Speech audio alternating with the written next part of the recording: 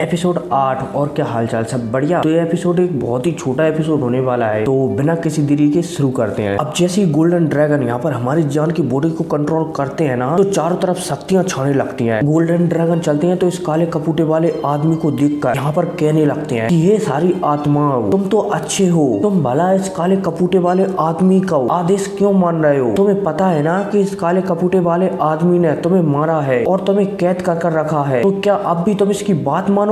अब भाई साहब जैसे गोल्डन ड्रैगन एक कहते हैं ना, तो हमें काले कपूटे वाले आदमी को बताया जाता है, जो कि कुछ महसूस करने लगता है। वो देखता है कि जो आत्मा है उसके अंदर सीधे सच्ची बोला जाए तो आसानी से जा रही थी ना, अब वो इतनी आसानी से नहीं जा रही, बल्कि उसकी शक्तियों के बल के हिसाब से जा रही है। यहाँ पर एक काला कपूटा आदमी समझ जाता है कि अगर ऐसा ही चलता रहा तो ये आत्माएं मेरे खिलाफ विद्रोह कर देंगी। इसलिए यहाँ पर एक काला कपूटा आदमी चलता है तो अपनी पावर को बढ़ाता है, जिस वजह से ये आत्मा यहीं पर दब जाती है। अब इतने में हमें गोल्डन ड्रैगन को बताया जाता है, जिन्होंने अभी आज जो भाषण दिया है ना, वो इसलिए दिया था ताकि इस काले कपूटे वाले आदमी के मरने के बाद जो भी यहाँ पर आत्माएं बचेंगी ना, उनका कोर जान को आसानी से मिल सके। अब इतने में गोल्डन ड्रैगन चलते हैं तो एक सील बदलते हैं हाथ की, और उनकी सील बदलते ही उनके माथे से एक लाइट की किरण निकलती है, जो कि बहुत ही ज्यादा एंशियन होती है। एक किरण चलती है तो सीधा एक काला कपूटा आदमी जो अपनी बॉडी में बहुत सारी आत्माओं को एकत्रित कर रहा था, इससे टकरा जाती है धड़ाक, और इससे टकराती ही एक काला कपूटा आदमी था ना, इसकी बुरी हालत हो जाती है। और यहाँ पर गोल्डन ड्रैगन के एक ही अटैक में एक काला कपूटा आदमी था ना, जो इस टेक्निक का उपयोग करने वाला था, वो डिस्ट्रॉय हो जाती है। अब जैसे ही गोल्डन ड्रैगन एक अटैक कर देती है ना इस काले कपूटे वाले आदमी के ऊपर, गोल्डन ड्रैगन चलते हैं तो तुरंत हमारी जान की बॉडी को अभी तक वो कंट्रोल कर रहे थे ना, वो कंट्रोल छोड़ देते हैं और दोबारा से स्टोरेज अंगूठी में लौट जाते हैं। और फिर जान से कहने लगते हैं कि जान अब तुम पर निर्भर करता है कि तुम इसे मारते हो या फिर यहाँ से जाने देते हो। अब जैसे ही हमारा जान यहाँ पर गोल्डन ड्रैगन की बात सुनता है ना, तो हमारा जान चलता है तो इस काले कपूटे वाले आदमी की ओर देखकर मुस्कुराने लगता है। इसके बाद हमारा जान चलता है तो अपनी काले कलर की तलवार को निकालकर उसमें हेवनली फ्लेम को डालकर सुनामी वाली बोला जाए तो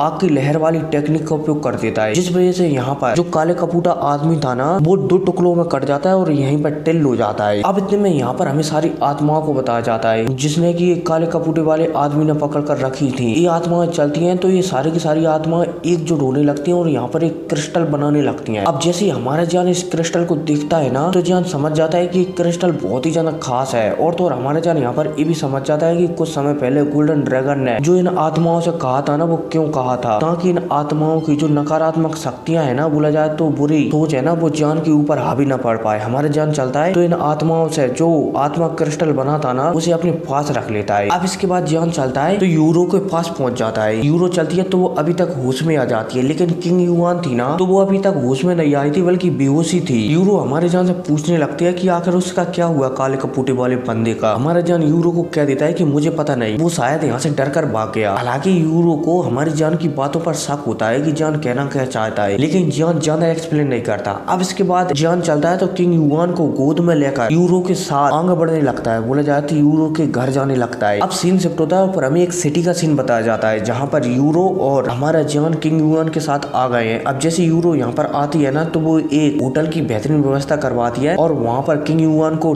ठहरा देती है, मतलब कि आराम करने के लिए छोड़ देती है। इसके बाद हमारा जान चलता है तो यूरो के साथ उसके महल में चला जाता है, बोला जाए तो यूरो के फादर के पास चला जाता है। हालांकि रास्ते में जाते समय यूरो को बहुत सारे जाने पहचाने लोग मिलते हैं। यूरो चलती है तो अपनी यू फैमिली के बारे में बताने लगती है कि मेरी यू फैमिली एक टाइम पर बहुत ही ज्यादा पावरफुल थी, लेकिन अब आपसी झगड़ों के कारण मेरी फैमिली कमजोर होती जा रही है, लेकिन अभी भी मेरी फैमिली इतनी कमजोर नहीं है कि वो चिटकुटिया क्लैनों से डर जाए, मतलब की सारी बातें बताती जा रही होती है। अब यूरो चलती है तो एक हॉल में आ जाती है, जहाँ पर यूरो के फादर यू बैठे हुए थे। हमारा जान चलता है तो इन्हें ग्रीट करता है। अब इसके बाद यूरो चलती है तो अपने फादर से कहने लगती है कि फादर, मैं आपका इलाज करवाने के लिए एक नए एल्पिनिस्ट को ढूंढ कर लाई हूँ और मुझे विश्वास है कि इस बार आप पक्का ठीक हो जाओगे। यूरो के फादर यू जब यूरो की बात सुनते हैं ना, तो वो भी कहने लगते हैं कि बेटी मैं भी कहाँ ठीक होने वाला हूँ, तुम कितने ही एल्पिनिस्टों को मेरे पास मेरा इलाज करने के लिए लाई हो, लेकिन तुम्हें पता है ना कि कोई भी एल्पिनिस्ट मुझे ठीक नहीं कर पाया है। ये बेशर्म पॉइजन पता नहीं कब मेरा पीछा छोड़ेगा। अब भाई साहब यू के फादर कहते ही हैं, तभी हमारा जान आगे आता है और लिटिल ए को बाहर निकाल देता है। अब जैसे ही यूरो के फादर यू लिटिल ए को देखते हैं ना, तो वो थोड़े चौंक जाते हैं, ये तो फायर हेल्प है, ये तो एक फायर हेल्प है। अब भाई साहब जैसे यू ये कहते हैं ना, तो उनके दिल में एकदम प्रसन्नता दौड़ जाती है, क्योंकि यूरो के फादर यू को पता था कि उनका पॉइजन सिर्फ दो ही बंदे निकाल सकते हैं, नंबर 1 जिसके पास फायर हेल्प हो, या फिर नंबर कर दो होली फ्लेम। और इतने सालों तक ढूंढने के बाद उन्हें फाइनली एक फायर एल्फ मिल गया है। अब यहाँ पर जॉन और यूयू के बीच थोड़ी बहुत बातें होती हैं, मतलब कि यूरो के फादर के बीच थोड़ी बहुत बातें होती हैं। हमारा जॉन चलता है तो एक शांत कमरे में यूयू के फादर को लेकर आ जाता है और यूरो को आदेश दे देता है कि जब तक मैं इनका इलाज पूरा न कर दूं, जब तक हमें कोई डिस्टर्ब न करे। यूयू भी समझ जाती है कि जॉन क्या कहना चाहता है। अब यहाँ पर हमारा जॉन चलता है तो यूयू के फादर से कहने लगता है कि मुझे पता नहीं कि मैं आपका पॉइजन बाहर निकाल पाऊंगा या फिर नहीं, लेकिन मैं जिस तरीके का उपयोग करने वाला हूँ ना, उससे तुम्हें बहुत ही ज्यादा दर्द होने वाला है, क्योंकि मैं तुम्हारे अंदर से जो पॉइजन है ना उसे खींचकर बाहर निकालूंगा, तो इसमें काफी ज्यादा दर्द होगा, इसलिए संभल कर। यूयू के फादर भी हमारे जॉन की बात समझ जाते हैं कि जॉन क्या कहना चाहता है। और फिर क्या, इसी के साथ ये एपिसोड खत्म हो जाता है।